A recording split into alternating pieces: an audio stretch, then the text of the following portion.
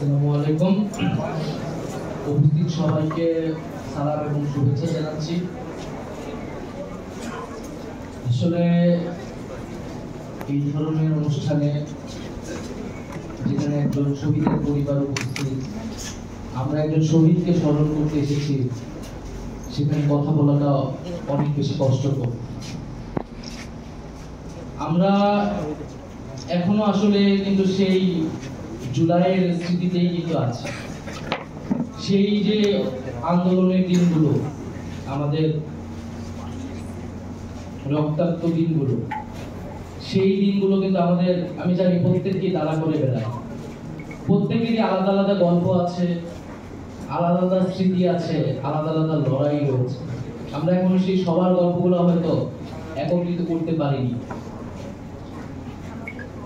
আমরা এই আন্দোলনটি আমাদের ঢাকা বিশ্ববিদ্যালয় সহ বিভিন্ন পাবলিক বিশ্ববিদ্যালয়ে শুরু হয়েছিল। কোটা সংস্কারের একটা যৌক্তিক দাবিতে আন্দোলনটা শুরু হয়েছিল, আমরা সকলে জানি।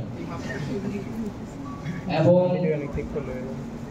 যে কোটা সংস্কারের যৌক্তিকতা একবার আমরা বাংলাদেশে প্রমাণ করেছি 2018 সালে, সেই একই আন্দোলন আমাদেরকে 2024 সালে এসে করতে হয়েছে। এবং আমরা দেখলাম যে যখন বিশ্ববিদ্যালয়ে, আমাদের ঢাকা বিশ্ববিদ্যালয় সহ বিভিন্ন পাবলিক বিশ্ববিদ্যালয়ে সরকার দমন পীড়ন শুরু করলো, ছাত্রলীগ আক্রমণ শুরু করলো, এবং এক পর্যায়ে আমাদের কিন্তু হল ভ্যাকেন্ট করে দেওয়া হলো, আমাদেরকে হল থেকে বের করে দেওয়া হলো।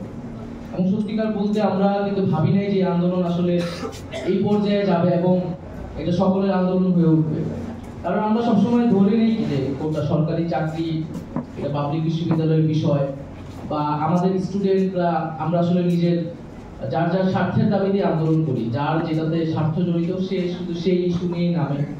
ফলে এখানে আসলে শুধু পাবলিক বিশ্ববিদ্যালয়ের শিক্ষার্থীরাই নামবে, তারা আন্দোলন করবে, এটাকে স্বাভাবিকভাবে ধরে নেওয়া হয়েছে।